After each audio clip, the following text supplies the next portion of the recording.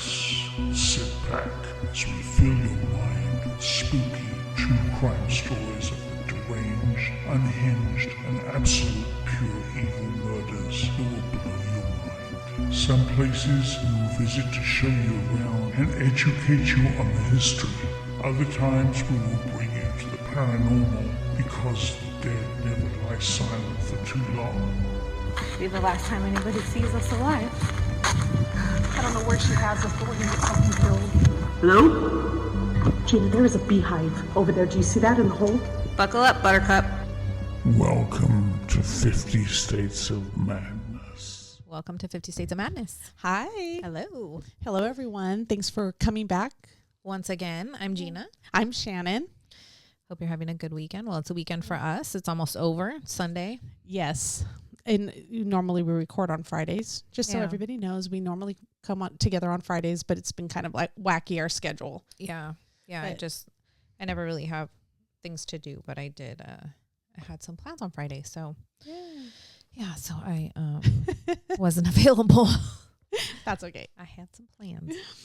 Today, the case that we are going to talk about is about a girl named Jennifer Kesse. And it was brought to my attention by a friend of mine, a teacher that I work with at the school. And this was just so happened to be a friend of hers from college. I had never heard of the story before, but I believe it's been covered on Crime Junkies, and it's been covered on a lot of podcasts that I listen to. I even think True Crime Garage has covered it. I think Crime Junkies was like the #1 rated true crime podcast last year. Yeah. And I think True Crime Garage is right up there too. So, and we're right behind them. So, make sure you subscribe and get on the bus early. Well, you know what? You throw it out there, it's going to come back to you. That's right. You know what? When we hit it rich, then that's when we're going to get our 50 States of Madness tour bus, and we're going to start just driving all over the 50 states, and you'll see us flying down the freeway. Doing God knows what. So I wanted to cover it because she is a missing person. She's never been found to this day. This happened in 2006 in Orlando, Florida.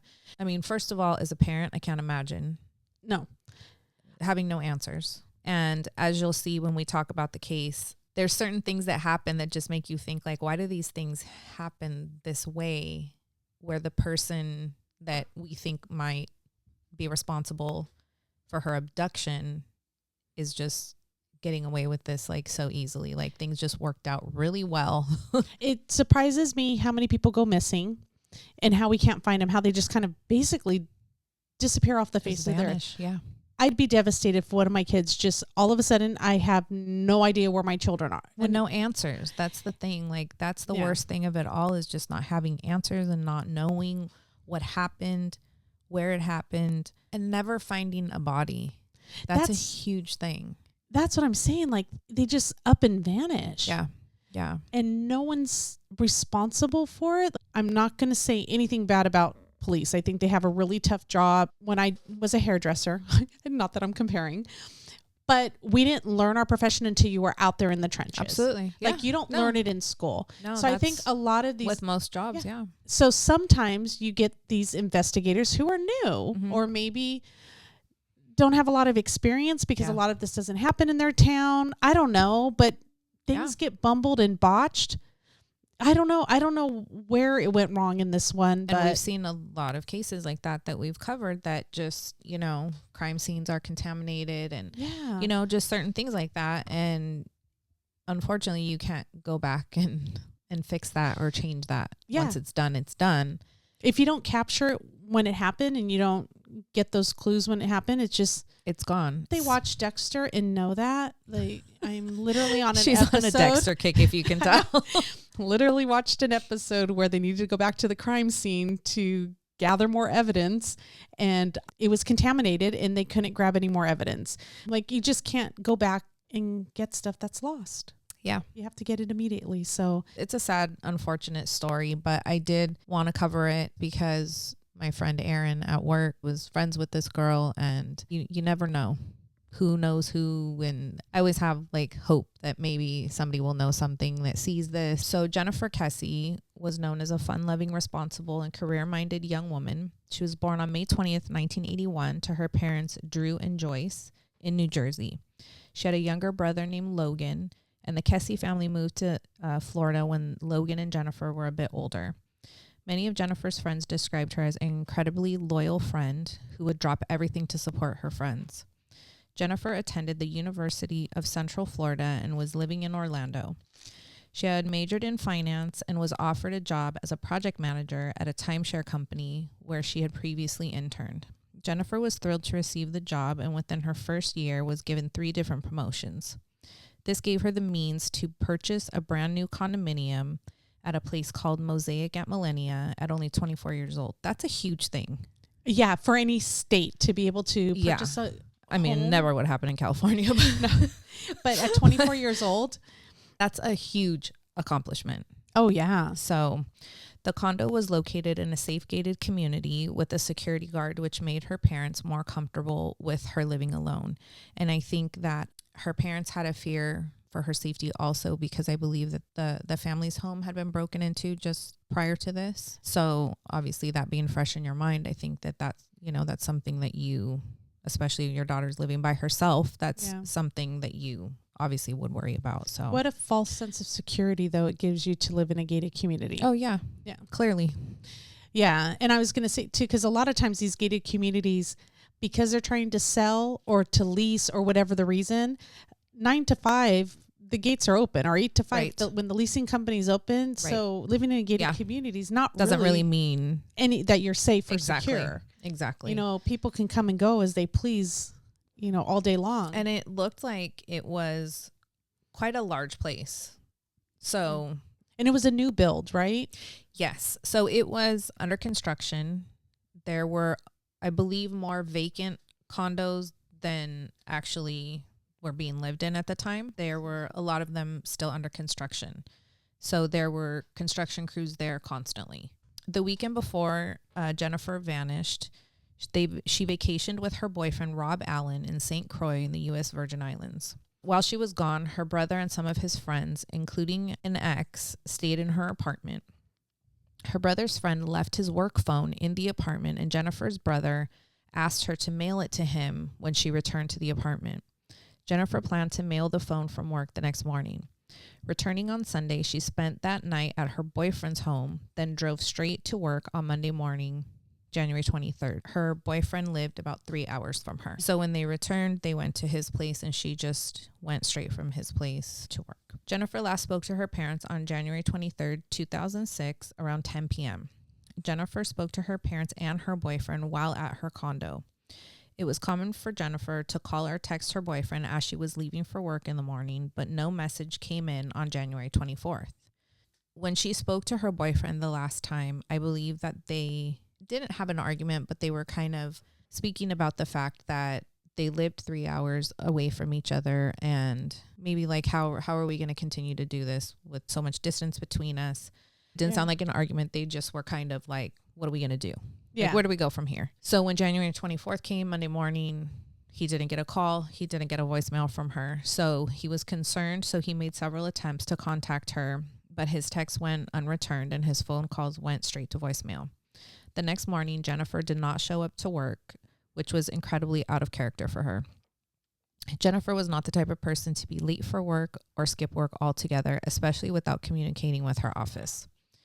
So her parents got a call from Jennifer's office informing them that Jennifer never came to work. Within minutes of getting that call, her family made the 2-hour drive to Orlando to check on her. Upon arriving at her apartment, the family noticed that her door was locked and she seemingly left as if it were a typical day. The only items missing from her apartment were her keys, her purse, her phone, her cell phone, and I also believe her briefcase was not ever found. So they soon discovered that her car was also missing, but her condo showed no signs of disarray. So there was no signs of a struggle. There was nothing had been ransacked, nothing like that. And her parents had a key to her I believe condo. so. Yeah, I believe so.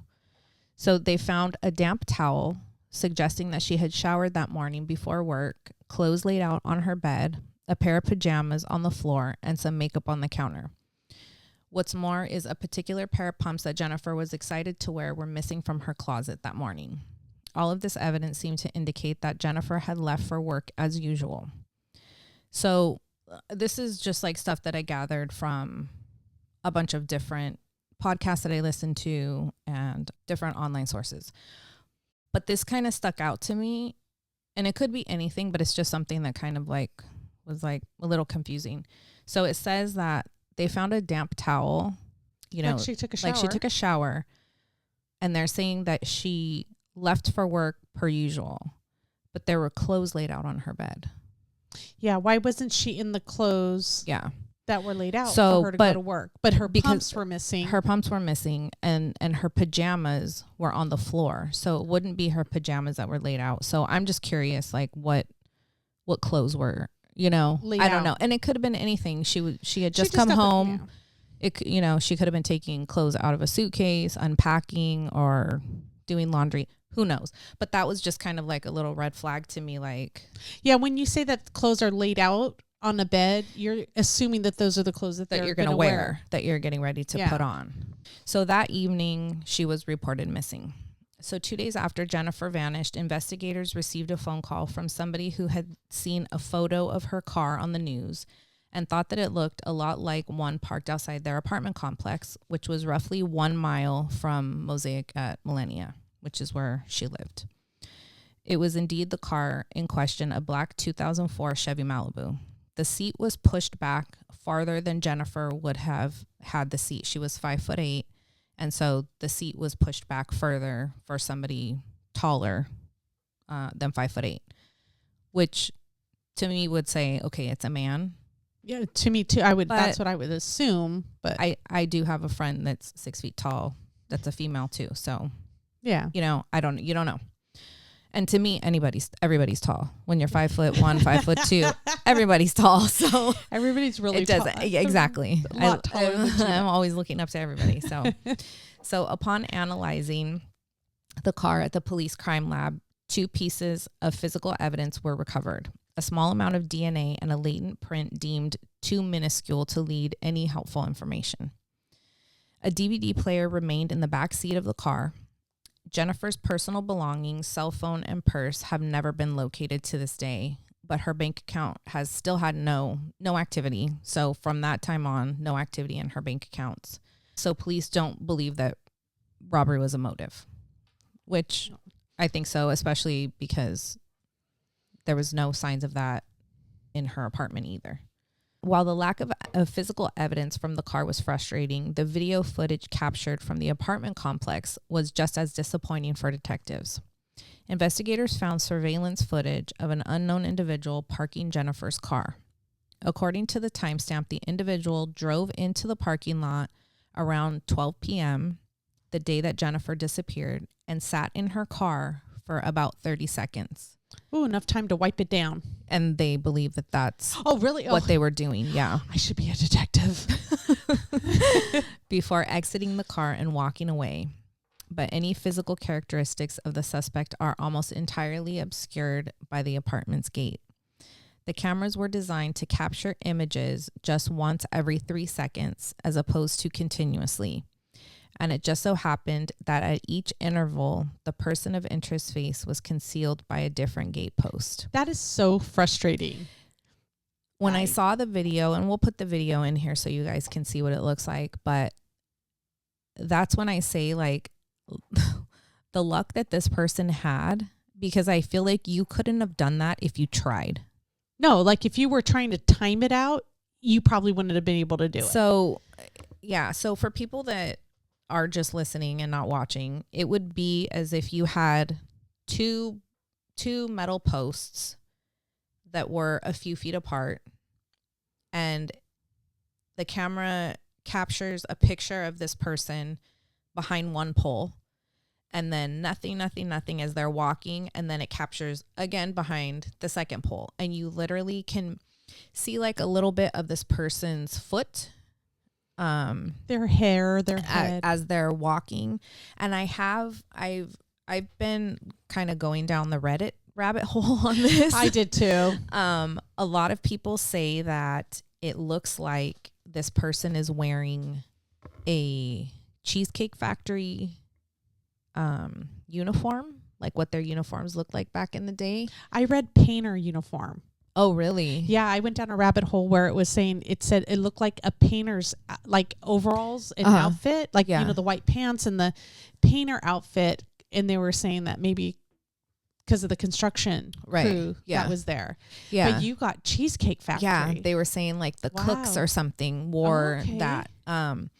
But once they did like how the size of this person's foot and like kind of were trying to gauge how tall or what height this person was, they found that the person was like very short, like 5'3", 5'4". Well, I wouldn't even go by the car seat being pushed all the way back after they park it, because if you're going to wipe down a car, you're going to push your seat back. You're going to push the seat back. Make sure you left nothing underneath it. I push my seat back every morning when I go to work, and I sit there. If the school bus isn't there yet, I scoot my seat all the way back. Yeah. And do whatever. So that is neither here nor there, I feel like. But I believe it does appear to be a male. Mm-hmm. But other than that, there's nothing. I don't even understand how there's not any additional video of this person. Mm-hmm. So, the person drove the car. So was there not, I mean, I know back then there probably wasn't as many, like, they didn't have the Ring cameras in front of every single home. But still, there's got to be something on the street. It's a mile. Yes. It's a mile from where she lived to where her car was found. A mile is a long way to be able to drive with no video. Video footage has improved since then, because that video footage looks like, we're living in the dark ages compared to how video is now. Now it's like 4K. Now it's like you're there, you're seeing it with your naked eye. So I'm wondering if the police had to sit through all the video cameras of the cars driving down the street, they all basically look the same because all the videos in that grayscale. So you can't tell really the colors of the cars. You can't say, oh, there's the black car, there's the red car, there's, so I guess if, and it's a very common But were they looked at though? Because I never read anything that even said that anything was looked at or checked. Yeah, I think that's where the family's frustration is, because I think they don't feel that what I was reading is, I don't think the family feels like the police did what 100,000% of what they could have done. Like, exactly. As far as effort goes. Like the ball was dropped a little bit. So without much physical evidence to go on, the investigation turned to those who knew Jennifer. Her boyfriend and her brother both checked out, and an ex-boyfriend who had wanted to rekindle the relationship was also cleared as a suspect. So detectives learned that a work colleague had unsuccessfully pursued a romantic relationship with Jennifer. He was not determined to have anything to do, and this guy's name was Johnny Campos. He did make little comments and stuff to coworkers about how, and not liking her boyfriend, and very jealous, which is strange for a guy who doesn't have a relationship with you. Exactly. To be that jealous. Yes. It's not like an ex. It's not somebody who you've gone out with a couple times, like, and just didn't work. I was reading somewhere, some people were speculating that maybe they were having an affair for him to have such a strong reaction. Right. To them going on that vacation together, because that's where he made most of the comments, is when they were on the vacation together. He was pretty upset about it. And I also read something that was saying that maybe it was the ex-boyfriend, because the ex-boyfriend was still wanting to rekindle things with her. And he stayed at her house. And he stayed at her house. I think that's a little strange that the current boyfriend would be like cool with that. But I don't know. Who knows if he knew? Oh, that's true. But what I would be curious to know is this ex-boyfriend a friend of the brothers, or did he just stay with him? Or because if it's his friend, then that kind of makes a little bit more sense. It's still a little awkward being that that's her ex, but if it's her brother's friend, then maybe I could be like, okay, whatever. But if he's just randomly like, oh, I'm just gonna stay at your house. How far apart were her and her brother in age? I don't know. I believe they were pretty close. I mean, he could have laid in wait. Yeah. I mean, because he was there prior to her coming home, and then she comes home and he's there in the house. There's no signs of a struggle in the house. So, well, she wouldn't be struggling with him because if that's her ex-boyfriend and she knows him, maybe they went somewhere. Like they went. Yeah, she wouldn't have had to fight. He wouldn't have had to drag her out of the house, right? If she knew who the person was. No, I'm saying if he did something to her in the house. Oh yeah, So obviously there was nothing done in her home. Jennifer had mentioned to her family that construction workers doing renovations at her complex would occasionally catcall her, but those leads turned up nothing. I believe that the reason that they did not interview these people was not because they didn't have people to translate or didn't have anybody on the force that was Spanish speaking. I think that after this happened, there was a lot of police activity there, and the people that worked there were there illegally, and they left because they were afraid of being deported because the majority of them didn't have papers. That's kind of scary that construction companies hiring these people who aren't insured. If anything happens to anyone or if the job isn't done correctly, like you're hiring these people without papers, how is your insurance covering yourself in case of a lawsuit because of shoddy work? Yeah. That's a little bit frightening. And that's a big job, it sounded like. That's not just like, oh, come in and redo my bathroom. Yeah. That's my whole building. That's a little worrisome because it is a huge company. You would think they're selling these condos for probably a pricey amount during that time. Yeah. And I don't know. And in Florida, the ground's not so stable. It's swampy. You need people who know what they're doing. Mm-hmm. And construction people who know what they're doing. Absolutely. So 6 months after Jennifer's disappearance, Detective Joel Wright became the lead investigator into her disappearance. His theory on what happened to Jennifer is as follows. He said, I believe Jennifer got ready for work. She showered and got dressed, went outside of her condo, locked the door on the way out, and made it as far as her car. After that, I believe she was abducted, which my thing would be, why are there no cameras that pick that up?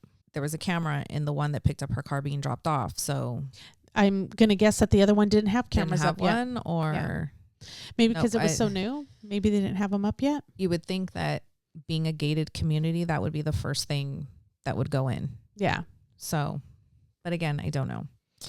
Almost 3 years later, the same detective continued to interview people while taking a fresh look at the case.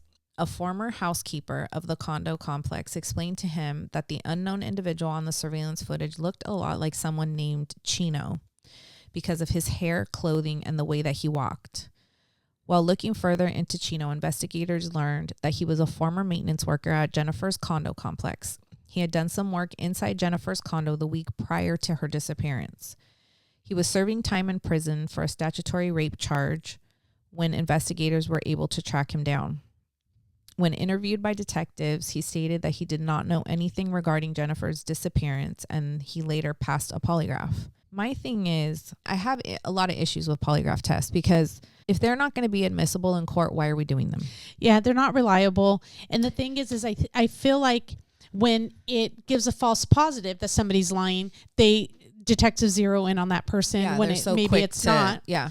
And then when they pass it with flying colors, they're so quick to dismiss them as a suspect when that shouldn't be the case either. There's probably hundreds of books out there, I haven't counted, of books on how to pass polygraph tests. Yeah. And I will tell you right now, I will never pass a polygraph test under any stressful situation, regardless or not if I'm telling the truth, because I'm a high stress person. If it's not admissible in court, what are we doing it for? Yeah. Why even bother? It does not make any sense to me. It's like a Ouija board. It is. It's like fake magic. It's like, I don't know what to call it. I mean, it really is because so many people have learned, like you said, how to pass them. Mm-hmm. But looking at this guy, he's in prison for statutory rape. Mm-hmm. So to me, that speaks volumes more so than him passing a polygraph test. So look at him deeper. You're going to weigh the fact that like he passed his polygraph test. But yet he's serving time for rape. Yeah. Doesn't make sense. So in May of 2007, Jennifer's company, led by David A. Siegel, offered a $1 million reward for information leading to her whereabouts, with a July 4th deadline and the stipulation that she had to be alive. It was never claimed. A $5,000 reward for information leading to her whereabouts of her remains was available through Central Florida Crime Line. The case received state and national press attention at the time of her disappearance. On May 2nd, 2008, the Florida House of Representatives unanimously passed Senate Bill 502, the Jennifer Kesse and Tiffany Sessions Missing Person Act, to reform how missing person cases are handled in Florida. We see this happen a lot. I was going to say that says a lot, that let's reread, to reform how missing persons cases are handled in Florida. So already right there, the Florida House of Representatives are seeing an issue on how they're handled. And I don't know if by them saying are handled, if does that mean because I mean, I only know California, but I know that if you or I went missing, you would have to wait at least 24 hours before us being considered a missing person, because they always say they're an adult, they have the right to leave, and they don't have to tell anybody.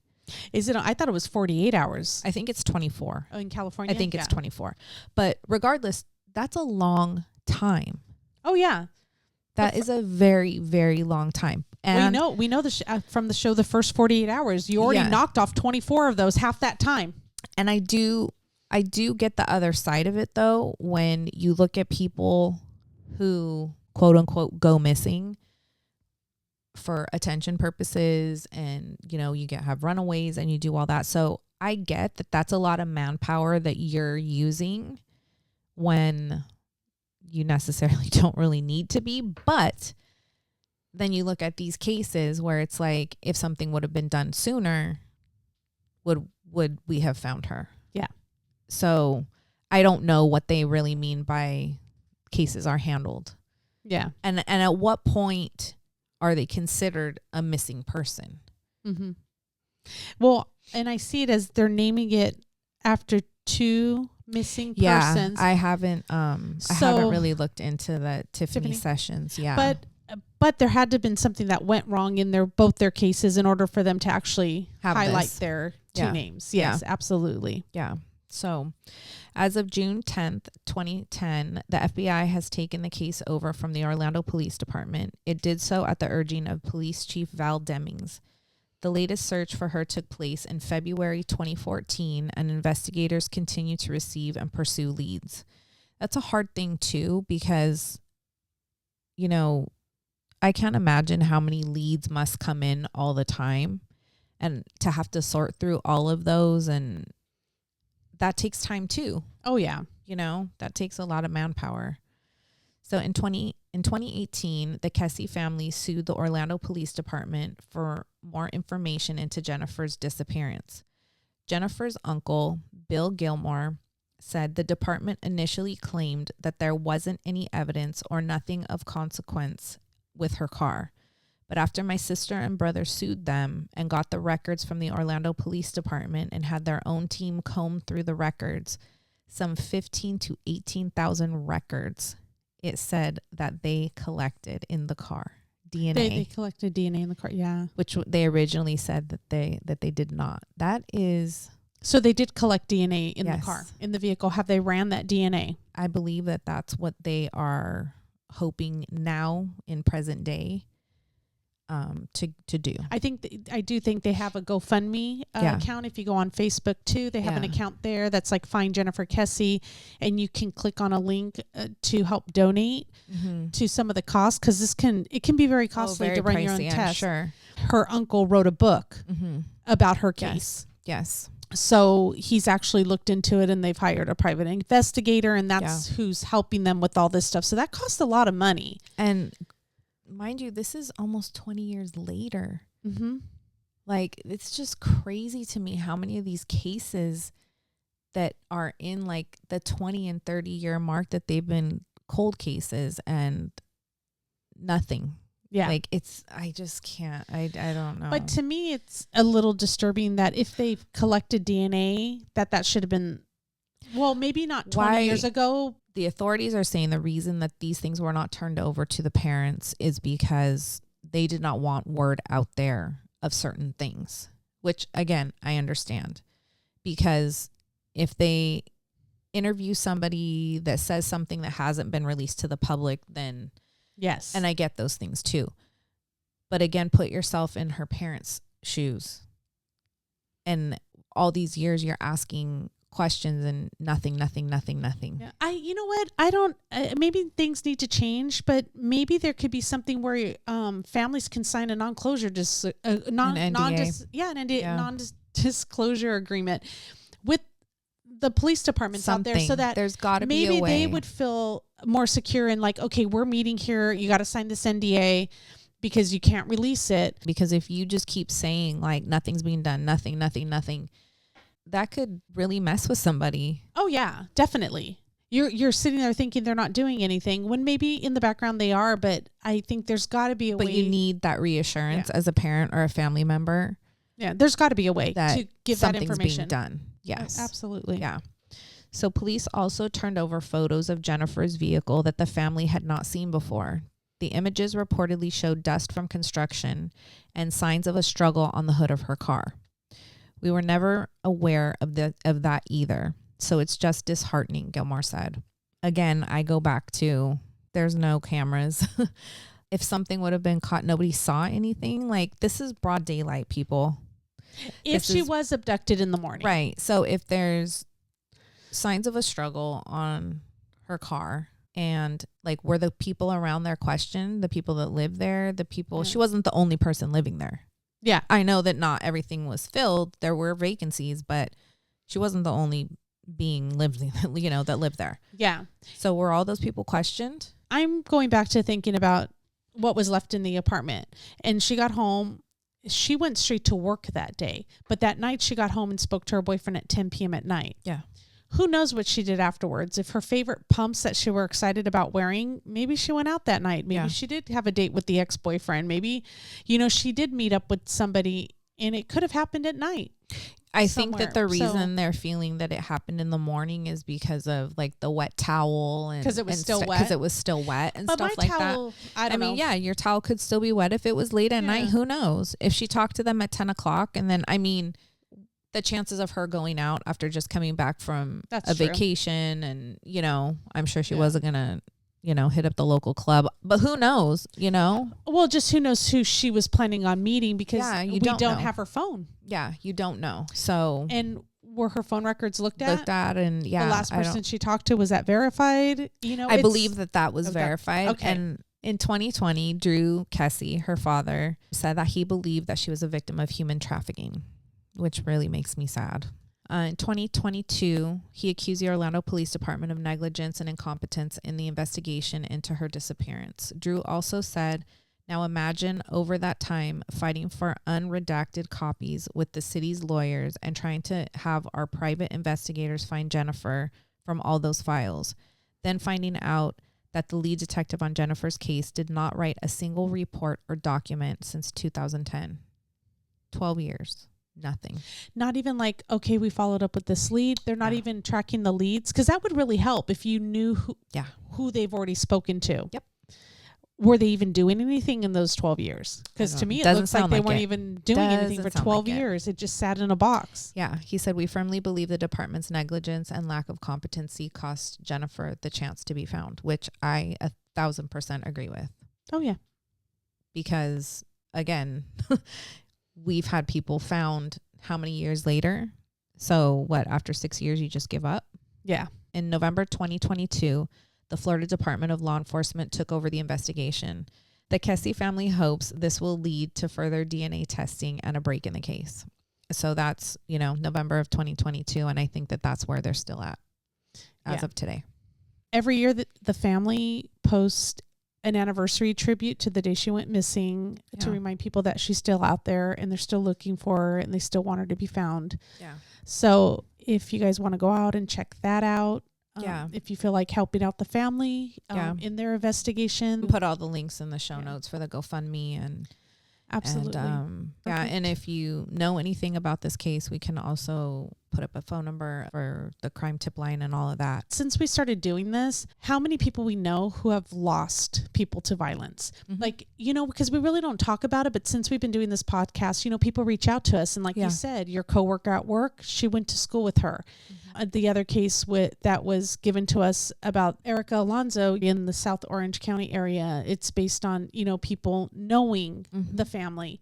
We have another one about domestic violence and things like that. It just surprises me when you start doing stuff like this, how many people you know. I have another friend of mine at work, Alicia. She just sent me a story of a friend that she grew up with that was here in Santa Fe Springs that was found. I believe her body was found in Lake. So I want to look into that one too, because that was like her sister's best friend growing up. When people find out that you do a podcast about this stuff, everybody knows somebody that something like this has happened to. And that's awful. That's scary. Yeah. Because it should be something where it's like a freak thing, like an outlier. Like, exactly. You only hear about these things on the news or on TV. Yeah. You don't. But it's so many people and families that are nearby and close and friends of friends who know somebody. It's a scary world for sure. Yeah. And it doesn't seem to be getting any better. No. So, well, thank you for joining us again another week. And we will be back next week. If you would like to follow us on Instagram, TikTok, YouTube, everything's 50 States of Madness. Our merch store is 50statesofmadness.bigcartel.com. Our Patreon is patreon.com/50 States of Madness. And thank you so much for the people out there who are supporting us on YouTube. Yes. We really appreciate it. Yeah. Thank you to all the people who have commented. We always ask, we love to hear everybody's take on the stories that we're doing, because, you know, we've said so many times before, sometimes we see things one way and then somebody else will say something like, oh my God, I never even thought of that. Yeah. So we would love to hear anyone's theories or just your thoughts on any of the cases that we do. So yeah. Thank you so much. We will see you guys next week. Bye. Be safe out there. Bye.